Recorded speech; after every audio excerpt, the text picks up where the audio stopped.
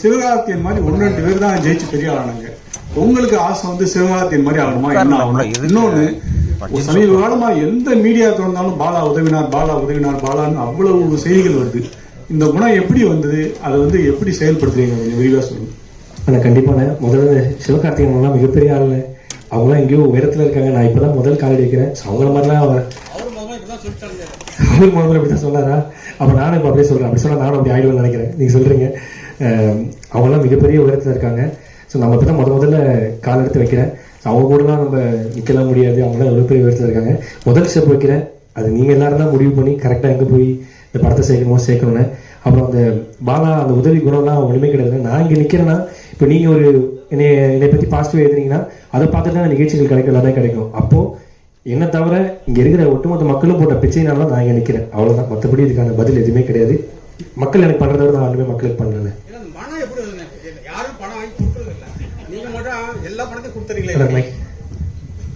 எல்லா பணத்தையும் நீங்களே கொடுத்துறீங்களா, ஜானம் பண்றீங்களா, எப்படின்னு கேட்கறேன். ஆனா இல்லைண்ணே, இப்போ நான் சம்பாதிக்கிறேன் வரேன்னா, நான் இந்த படம் எடுக்கணும்னா கூட மக்கள் தான் டிக்கெட் காசு கொடுத்து தேட்டரில் பார்க்குறாங்க. மக்கள் காசு தான் எனக்கு வருது. அவங்க இந்த பையனை நம்பி ஒரு யூடியூப்ல ஒரு வீடியோ வந்துன்னா அதை பார்க்குறாங்க. இல்லை வந்து ஒரு ஷோ வரும், வெளியே ஒரு ஓப்பனிங் போகிறோம்னா மக்கள் கொடுக்குற காசு தான். அவங்க கொடுக்குற காசை அவங்களுக்கு திருப்பி கொடுக்கறதுல ஒன்றுமே கிடையாதுண்ணே. ஏன்னா நாங்கள் நிற்கிறதா மக்கள் நம்ம யார் நம்மளுக்கு நிற்கிறாங்களோ அவங்களுக்கு தான் நம்ம நிற்கணும். அவ்வளோதான் விஷயம். மக்கள் போட்ட பிச்சைனாலும் நான் இங்கே நிற்கிறேன். மக்களுக்கு நான் செய்கிறதுலாம் ஒரு மேட்டரே கிடையாது. அவங்க பண்ண எனக்கு பண்ணதை விட அவ்வளோதான்.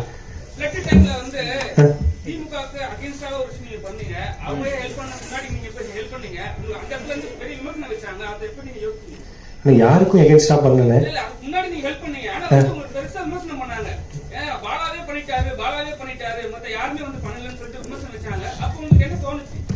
நீங்க சொல்றதுன்னா யாருக்கு எகென்ஸ்டா பண்ணேன்? வறுமைக்கு எகென்ஸ்டா தான் நான் பண்ணேன். வறுமை இருக்கக்கூடாதுங்கிற எகென்ஸ்டாக நான் பண்ணேன். மற்றபடி எதுவுமே பண்ணேன். நான் இப்போ இல்லைண்ணே, அமுதனுக்கே தெரியும். நான் ஆரம்பத்துலேருந்து 2500-3000 சம்பளம் வாங்குறதுலேருந்து அது ஒரு 1000-2000 செலவு பண்ணுவேன். அண்ணனுக்கே தெரியும். ஆரம்பத்துலேருந்து அப்படிதான். அப்படி எகென்ஸ்டா என்ன கருத்து அப்படிங்கிறது நமக்கு தெரியல. நம்ம பொறுத்து ஒரே கருத்து, நம்ம சம்பாதிக்கிறத மக்களுக்கு செஞ்சுக்கிட்டே இருக்கணும். அவ்வளவுதானே, மற்றபடி ஒன்றுமே இல்லை. பாலா சார், இந்த படம் வந்து ரஜினி சாருக்காக எழுதுன மாதிரி ஒரு டைரக்டர் பேட்டி கொடுத்துருக்காரு. அது கொஞ்சம் விரிவா சொல்லுங்க. என்ன கேரக்டர் ரஜினி சார் சொன்னீங்களா? என்ன மாதிரி இது? அது டைரக்டரே பேசுவார். வாங்க டைரக்டர் சார். சார் ஆமாம் சார். என்னன்னா, எல்லா ரைட்டர் கம் டைரக்டர்ஸ் எல்லாருக்குமே பெரிய ஸ்டார்ஸ் கூட படம் பண்ணணும்னு ஒரு ஆசை இருக்கும். எனக்குமே அந்த ஆசை இருக்கு. ஸோ எல்லாருக்குமே விஜய் சார் கூப்பிட்டா என்ன கதை சொல்லலாம், அஜித் சார் கூப்பிட்டா அப்படின்னு சொல்லிட்டு நம்ம நம்மளோட லைப்ரரியில சில கதைகள் ஒன்லைன்ஸ் எழுதி வைப்போம். இப்போ ரஜினி சாருக்கு பண்ணால் என்ன பண்ணலாம் அப்படின்னு சொல்லும்பொழுது, அவர் முன்னாடி பண்ண 6-60 வரை எங்கே கேட்ட குரல், இந்த மாதிரி படங்கள்லாம் ஒரு சமீபம் ஒரு லாங் டைம் அவரை மாஸ் ஹீரோவை மட்டும் நம்ம பார்த்துட்டு இருக்கோம். அவருக்கு அந்த மாதிரி ஒரு படம் பண்ணோம் அப்படின்னு சொல்லிட்டு இந்த காந்தி பாலசக்தி சார் பண்ணியிருக்க அந்த கேரக்டர் இருக்கு. அந்த காந்திங்கிற கேரக்டரை அவருக்காக சொல்லலாம், லைனாக சொல்லலாம் அப்படின்னு எழுதினது தான் சார். பட் அதுக்கு ஒரு பெரிய டைம் தேவைப்படுது. நம்ம அந்த லைட் நம்ம மேலே விழுந்து அவங்க கண்ணில் நம்ம பட்டு அவங்க நம்மளை கூப்பிடணும்னா அதுக்கு ஒரு பெரிய வெற்றி ஒன்று தேவைப்படுது. அதுக்கு கண்டிப்பாக பண்ணிடுவேன், எனக்கு நம்பிக்கை இருக்கு. அதுக்கு முன்னாடி சரி இந்த கதையை நாம பண்ணுவோம் அப்படின்னு சொல்லிட்டு பண்ணது தான் சார். சார் ஆமாம் சார்.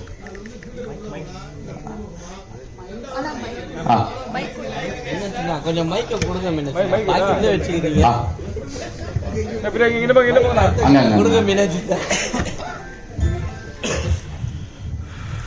இந்த படத்துல வந்து ஹீரோ பாலான்னு சொன்ன பிறகு 50 நடிகை பின் வாங்கிட்டாங்க. அதுல பின் வாங்கின நடிகை ஃபீல்டர் உள்ளவங்களா புதுமுகமா? ரெண்டாவது, சரி இவ்வளவு பேர் பின் வாங்குறாங்களே, நம்ம பாலாவும் மாத்திரலாம் ஐடியா இருந்துச்சா? இல்லை சார், அது டெஃபினட்டா இல்லை சார். நோனபிள் புதுமுகங்கள் அவங்களும் ரிஜெக்ட் பண்ணியிருக்காங்க, படம் பண்ணவங்களும் ரிஜெக்ட் பண்ணியிருக்காங்க சார். சார் அது வந்து நம்ம தப்பு சரின்னு சொல்ல முடியாது சார். பிகாஸ் எல்லாருமே எதுக்கு சார் ஓடுறோம்?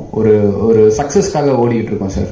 ஸோ இங்கேயே நிறைய ஒரு செக்ரிகேட் பண்ணிக்கிறாங்க. நான் எந்த மாதிரி படங்கள்ல அறிமுகமாகணும், யார் கூட நடிச்சா நம்ம ஃபேம் கிடைக்கும் அப்படிங்கிறத வந்து அவங்க ரொம்ப தெளிவா இருக்காங்க சார். இங்க எல்லாருமே சார் சின்னதா ஒரு சின்ன ஜூனியர் ஆர்டிஸ்ட்ல இருந்து பெரிய ஆர்டிஸ்ட் வரைக்குமே நமக்கு என்ன தேவைங்கிறதுல அவங்க ரொம்ப தெளிவா இருக்காங்க சார்.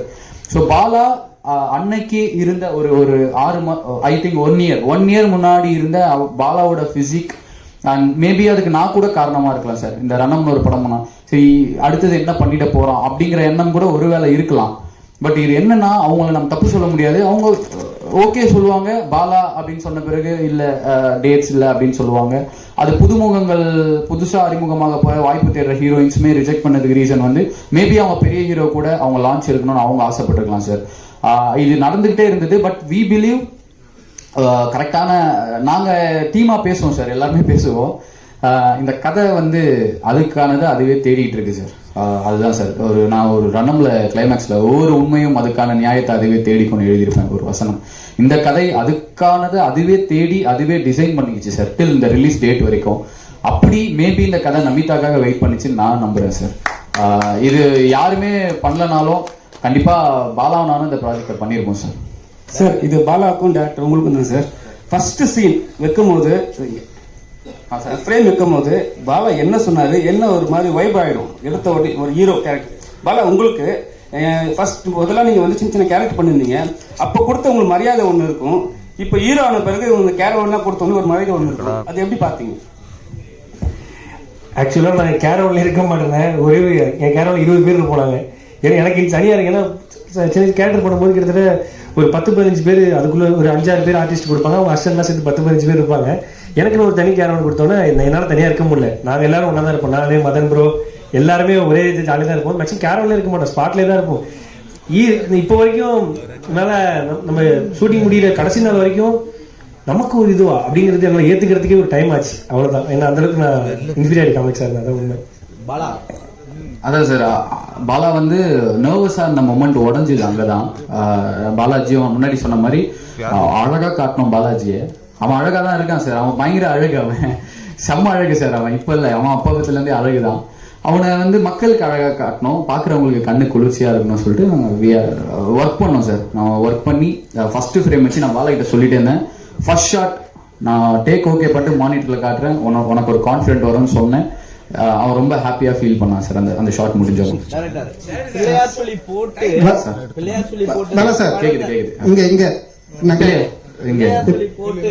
ஆரம்பிக்கணும்னு சொல்லுவாங்க. Okay sir. நீங்க படத்தையே விநாயகர் சதுர்த்தி அன்னைக்கு தான் ட்ரைலரா விட்டுருக்கீங்க. அதுவும் அவ்வளவு முதல் இதுவும். இது யாரோடைய ஐடியா இன்னைக்கு விநாயகர் சதுர்த்திக்கு தொடங்கலாம் அப்படின்னு சொல்லிட்டு? சார் இது ப்ரொடியூசர் சாரோட ஐடியா சார். ப்ரொடியூசர் சாரோட ஐடியா. அவர் தான் ஐடியாலாம் கிடையாது. ஸோ ஏன்னா ஷார்ட் டைம்ல ஒரு வித்தின் 10-15 டேஸ்ல we just decided release date. So அப்போ ஷெடியூல் பண்ணோம். அடுத்தடுத்து எங்களுக்கு வந்து நிறைய விஷயங்கள் இருக்கு. சீரியஸா எனக்கு 27 வந்து விநாயகர் சதுர்த்திங்கிற மைண்ட்லயே எனக்கு கிடையாது. ஏன்னா ஒரு வாரம் 10 நாளாவே இது ஓடிட்டு இருக்கோம். ஸோ ஷெடியூல் பார்த்தோம். சரி 27 ஏன்னா 28 நாளைக்கு வந்து ஆடியோ லான்ச் வச்சிருக்கோம். ஸோ ஆடியோ லான்ச் இருக்கு. சரி முன்னத்து நாள் 27 பிரஸ் மீட் வச்சிடலாம்னு சொல்லிட்டு ஜஸ்ட் லைக் தட் அப்படி டிசைட் பண்ணதுதான். மதுரையில மாநாடு நடத்தினாரு விஜய் 2.0. அந்த மாநாட்டுல பாலாவுக்காக காந்தி கண்ணாடின்னு போட்டு ஒரு சைக்கிள்ல பிரச்சாரம் போச்சு தெரியுமா? அது யாருடைய ஐடியா? பாலாவோட ஐடியாவா, ப்ரொடியூசர் ஐடியாவா, டைரக்டர் ஐடியாவா? டு பி ஹானஸ்ட் 100% இல்ல 1000% இது எங்க நாலேஜே கிடையாது. டு பி பிராங்க் என்னன்னா அந்த பையன் வந்து ஒரு கோயில்ல வந்து பூஜை போட்டு ஒரு தேங்காய்லாம் உடைச்சி அதெல்லாம் பண்ணதுக்கு அப்புறம் வந்து யாரோ சோ தான் அனுப்பிச்சாங்க இந்த மாதிரி வந்து பண்ணிட்டு இருக்கான்னு சொல்லிட்டு. ஸோ அதுக்கப்புறம் தான் வி ஜஸ்ட் ஃபாலோட் ஹிம். அதுக்கப்புறம் தான் அதுக்கே லைக் பண்ணி நான் வந்து ஃபாலோ பண்ணும்போது பார்த்தா அவனாவே செல்ஃப் இன்ட்ரெஸ்ட்ல பண்றான். டு பி பிராங்க் என்னன்னா அப்படி நம்ம பண்ணிருந்தோம் அப்படின்னா I know about digital marketing how it's going. So அப்படி நாங்க பண்ணிருந்தோம் அப்படின்னா வந்து யூ கேன் சி நிறைய இன்ஃபுளுசஸ் உள்ள இறங்கிருப்பாங்க. So far I think so நீங்க எதுவும் பார்க்க மாட்டீங்கன்னு நினைக்கிறேன். அந்த பையன் 100% செல்ஃப் இன்ட்ரெஸ்ட்ல அதை பண்ணிட்டு இருக்கான். பாலா முன்னெல்லாம் நீங்க பண்ற எல்லா உதவியும் வந்து ஒரே ஒரு சேனல்ல மட்டும் குறிப்பிட்டு எடுத்து போடுவாங்க. நீங்க அந்த சேனல்ல மட்டும் தான் தெரிவிங்க. இப்போ பத்திரிகையாளர் பிரஸ் மீட்டுக்கு எல்லா பத்திரிகையும் கூப்பிட்டுருக்கீங்க. அந்த சேனல்ல கூப்பிடலையா? எந்த சேனல் சொல்றீங்க? நீங்க குறிப்பிட்டு எந்த சேனல்ல உங்களுடைய உதவி அதிகமா வரும்? எல்லா சேனலும் நமக்கு ஈக்குவல் தான். நீங்க குறிப்பிட்ட உங்களுடைய இன்டர்வியூஸ் எந்த சேனல்ல கொடுத்திருக்கீங்க? எல்லா சேனலும் 13 சேனல் தான் கொடுத்தேன். நேத்து தான் கொடுத்திருக்கீங்க. இது வரைக்கும் உங்க உதவி அதிகமா பிகினர்ஸ்ல தான் போயிருக்குது. ஓ அது சொல்றீங்க. பிகினர்ஸ் அவார்ட் ஃபங்க்ஷன் ஹோஸ்ட் பண்ணுவாங்க, காசு கொடுக்குறாங்க, ஹோஸ்ட் பண்றாங்க. நிறைய வீடியோஸ் அதுதான் போகுது. நிறைய பேருடைய கம்ப்ளைண்ட் அதான் வந்து அங்க மட்டும் தான் கொடுக்குறாரு அப்படின்னு சொல்லி. அப்படிலாம் கிடையாதுன்னு அவங்க யாருக்கு பண்ணா எனக்கு காட்டுங்க. நான் கூட சொல்றேன், மெசேஜ்ல கூட காட்டுறேன். நான் இன்ஸ்டாகிராம்ல போடுற வீடியோ அவங்க எடுத்து இதுல போட்டுக்கிறாங்க. எனக்கு தெரியும் பாலா கால் பண்ணா பாரு பேசுவாங்கன்ட்டு. அதான் மைக் அங்க மத்தவங்களோட இது இருக்குல்ல. ஒரு நிமிஷம் அங்க கொடுங்க.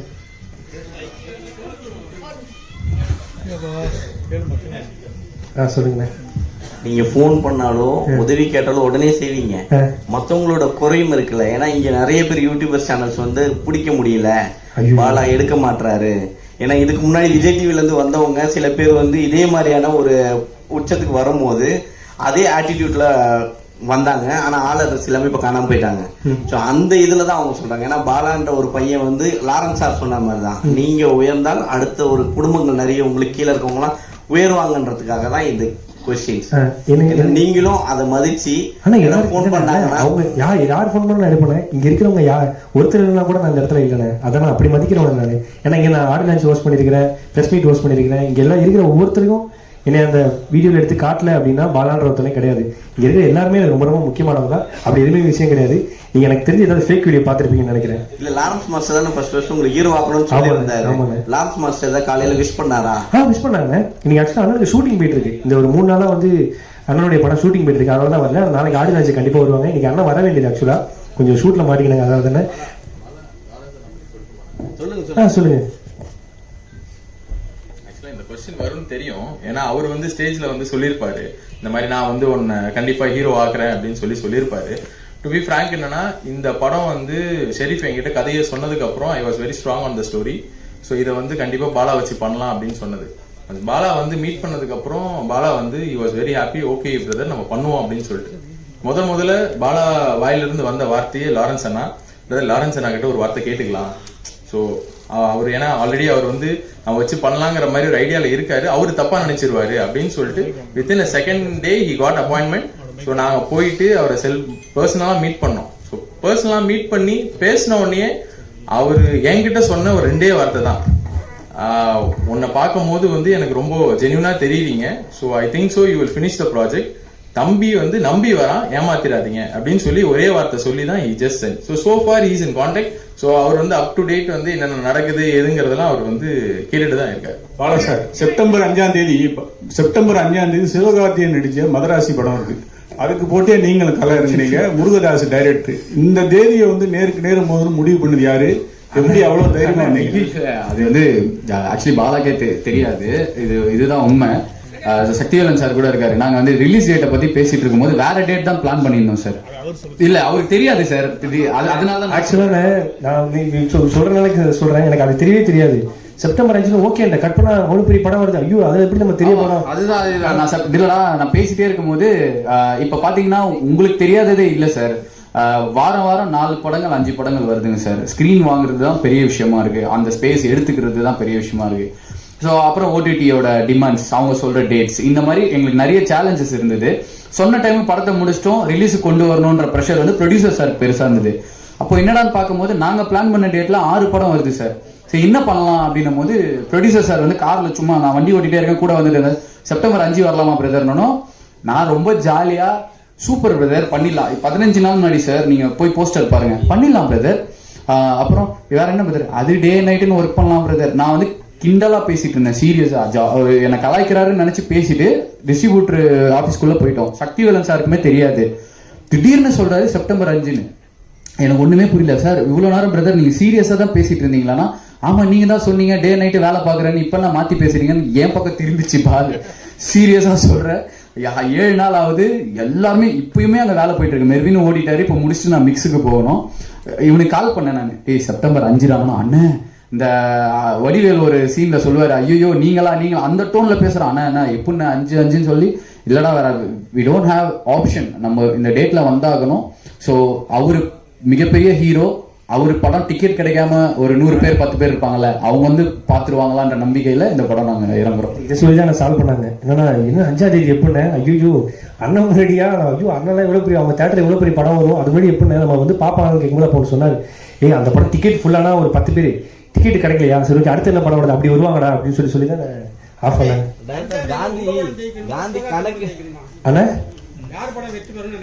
அண்ணா சிவான படம் கண்டிப்பா ஜெயிச்சிருந்தேன். அண்ணன் வந்து வேற லெவல்ல முதல்ல வரோம், எங்க படமும் ஜெயிக்கணும். காந்தி கணக்கு கேள்விப்படுவாரு, காந்தி கண்ணாடி அது போட்டிருக்காருல்ல சார், அதான் காந்தி, அவர் தான் காந்தி சார், அவர் போட்டிருக்க கண்ணாடி சார், அதுதான் கதை சார். நிமிஷம் அர்ச்சனா மேடம் 2 கொஸ்டின் கேட்டலாம். அடுத்த ஈவென்ட் சொல்லுங்க பாலா உங்ககிட்ட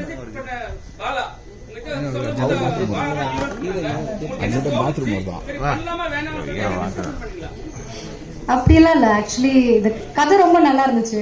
கதை பார்த்து தான் நான் படத்துக்குள்ள வந்தேன். அதுவும் பாலா யாரையும் ரிஜெக்ட் பண்ணல, ஹீரோயின்ஸ் தான் பாலா ரிஜெக்ட் பண்ணியிருக்காங்க.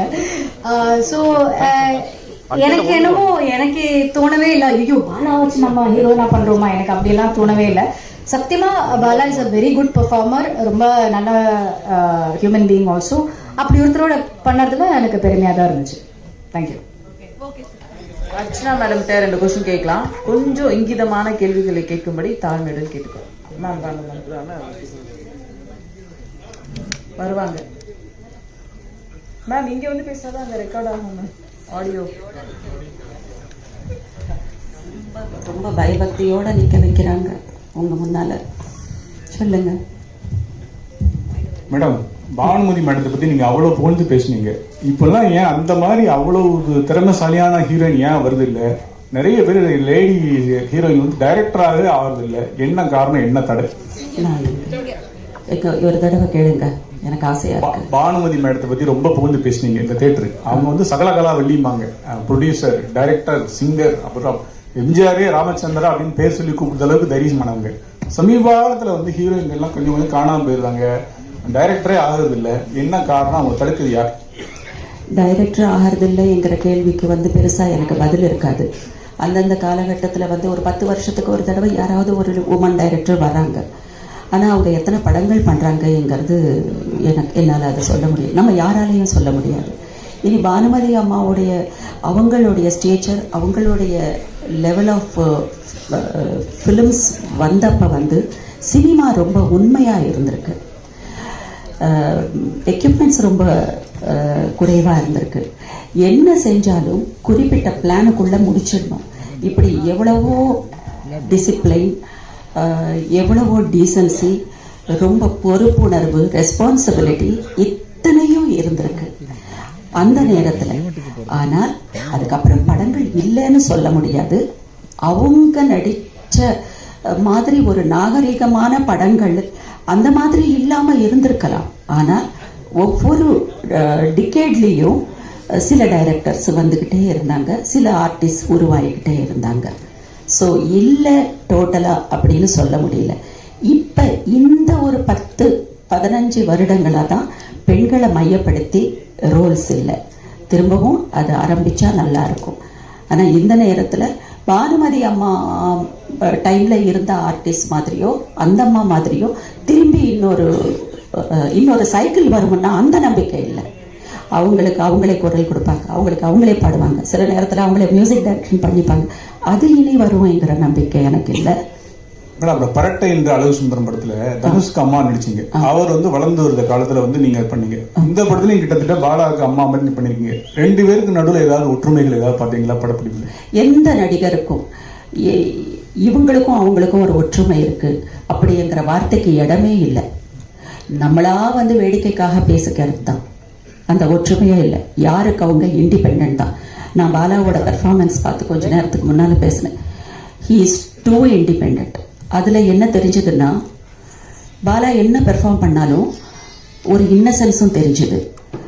ஏன்னா அந்த லேர்னிங் ப்ராசஸ் ரொம்ப நல்லா இருக்கு பாலாவோட இது. அது நான் ஒரு ஆர்டிஸ்டாக ரொம்ப ரொம்ப சந்தோஷப்பட்டேன் படம் பார்க்குறப்ப.